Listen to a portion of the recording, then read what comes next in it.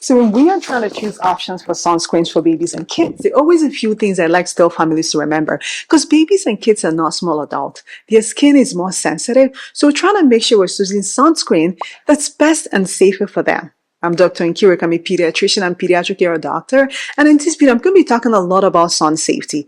What are the best recommendations for sunscreen for kids? What age do you start sunscreen? But I'm also going to share my favorite sunscreen for my kids, in addition to the one I use for my daughter that has dark skin. That way she stays protected, but does not get the white cast that a lot of sunscreen give to darker skinned people. While we recommend sunscreen all year round, during the time of spring and summer, a lot more kids are active outside, so we tend to see a lot more sunburns during that period of time. Sunscreens are great, but they're not the only option to keep your kids safe from the sun. Timing and planning when to go out is actually a great way to protect your kids from direct sunlight. The sun rays are strongest between the time of 10 a.m. and 4 p.m. So if you're able to prevent your kids from going outside to be in direct contact with the sun, that would be great. But we all know that kids want to be outside all the time without schedule, so we always have to have the additional options and super buffers to make sure we're keeping them safe if they have to be outside in direct contact with the sun. If they really want to be outside during the time between 10 a.m. and 4 p.m., you can actually seek shade where they can be outside, but not in direct contact with the sunlight. One of the tips I always give is if your shadow is shorter than you are, then you probably need to be under the shade and not be in direct contact with the sunlight.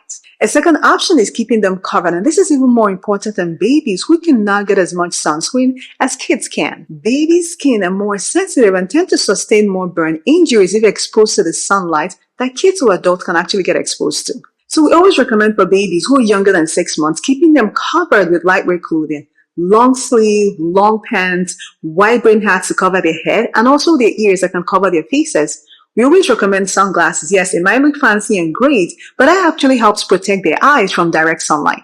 UPF clothing is definitely a bonus if you can find one for them. It's usually written on the label, but if you cannot, any lightweight clothing that covers them completely is definitely fine.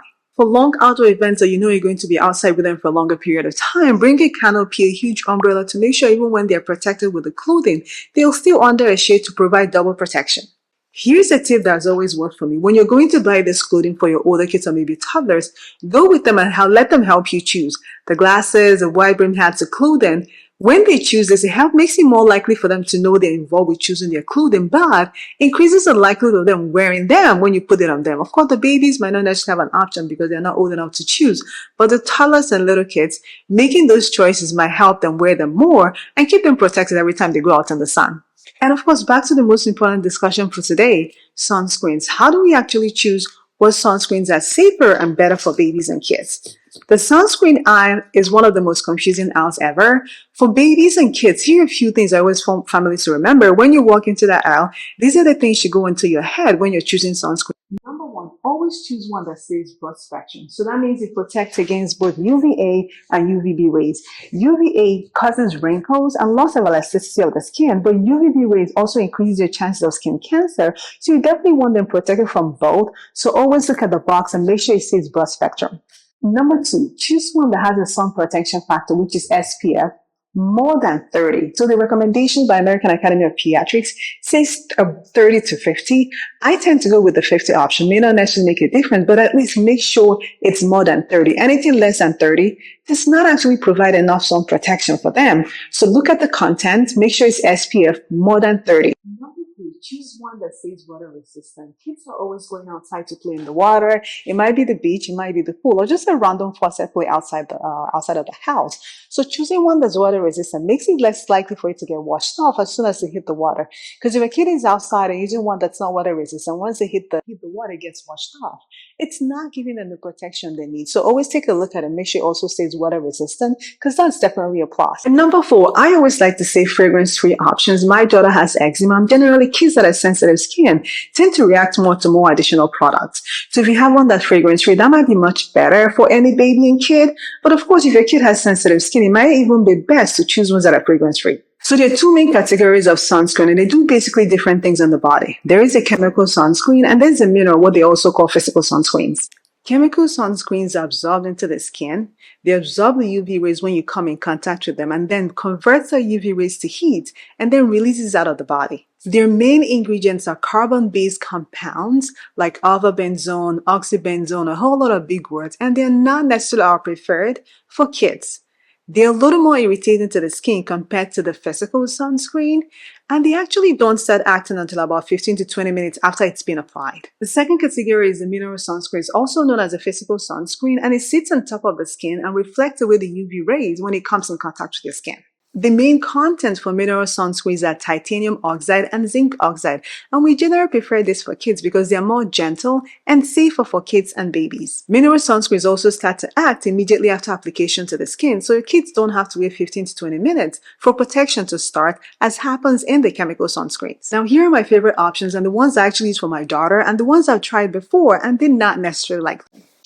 My number one favorite is the Blue Lizard. It contains about 10% zinc oxide and then titanium oxide 8%. And you can see this is me rubbing it all the way in. And you're going to notice it does not leave the white cast that a lot of the others leave, especially when I rub it in fully. So this is what I normally use for my darker skinned daughter. And this appears nicely and does not leave her looking white when she, and also keeps her protected. My second favorite is this Eucerin 50, which is actually surprising. It has the highest amount of zinc oxide at 24%. And it does not leave that much of white count. The only problem is it's a little bit thicker and you need to rub it in a whole lot more compared to the Blue Lizard. But when you rub it in completely, it does not leave that much of a white cast. Like the other ones actually contain a lot of zinc oxide dust. So this is my second favorite. And I also use this for my dog. This copper tone contains about 24% zinc oxide. And one of the reasons why I like it is one, it is water resistant. And two, it appears as a roll-on. And the other thing is that it always has this bluish hue that when you rub it in, actually disappears completely. So it may give your child looking a little bit bluish and white, but it's not as noticeable knowing that it is water resistant and actually has 24% zinc oxide. So if you're looking for one to pop into your bag for swimming and beach, this would be a great option because then doing all the work for you as a roll-on actually does not give you the white. So when they go into the water, it is water resistant and remains in there when they come out, when they continue to grow. So this tank spot is actually a great option. It is safe, it contains zinc oxide, it is water resistant. The only problem is that it contains or causes a lot more white cast that I actually want for me and my daughter, and it tends not to rub off even when we rub it in multiple times. The white cast is a little more obvious for my daughter and myself, so we tend not to use it a lot, but it's a great option. I've seen a lot of people who are lighter skin say it works for them, so maybe you can give it a try. It just does not work for my darker skin type. I tried to love the Neutrogena that a lot of people talk about that shares zinc. It contains about 22% zinc oxide, but the problem is the white cast is a little too much. Even when I rub it, even when I use a smaller quantity, the white cast does not disappear. So back again to the darker skin type, it does not work for me and my daughter. So this baby Garnix contains a much smaller amount of titanium oxide and zinc oxide that I would want, especially for the amount of white cast that it leaves. So I bought it before to try, but it does not actually do a good job for me and my daughter. So we don't use this a lot, but it's actually a safe and good mineral sunscreen to try for the babies. So this baby balm is a very handy sunscreen. It's a mineral sunscreen, it has about 20% zinc oxide, and it's a stick, so you can just take it out and put it as a roll-on. It has some minimal white cast compared to the other ones, but I'd actually take this white cast compared to the others that don't go off because it's handy and you can just pop it into the skin. Makes you feel like you always reapply sunscreen every 2 hours, which is what we technically need to do. If you reapply your sunscreen every 2 hours. So this makes it easier to carry as you go around about your errands. So those are some of the mineral sunscreens that I love and use. I'm going to talk a bit about some chemical sunscreens that I know a lot of people have mentioned.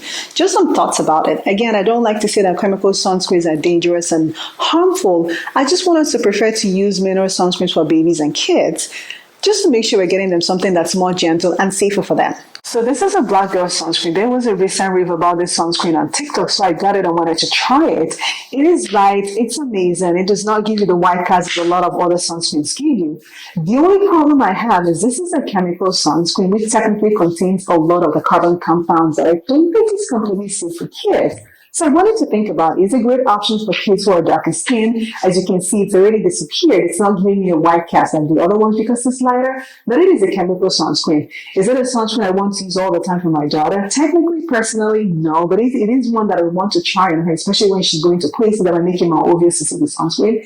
Maybe, but I still prefer babies and kids to use mineral sunscreen because it has the same oxide content that are much more gentle and safer for their skin.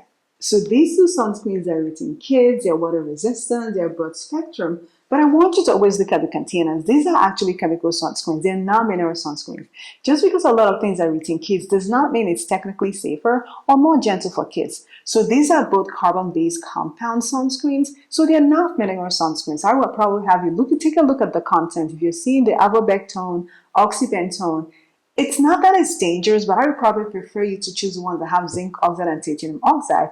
And just because it's a kid does not always make you have a reflex to pick them up because it may not be the ones you want to use for your babies and your kids. So we've talked a lot about sun safety, sunscreens in babies and kids, and I gave you the reasons why I prefer mineral sunscreens as against chemical sunscreen. I also gave you the option of the ones that I use for my daughter who's darker skin.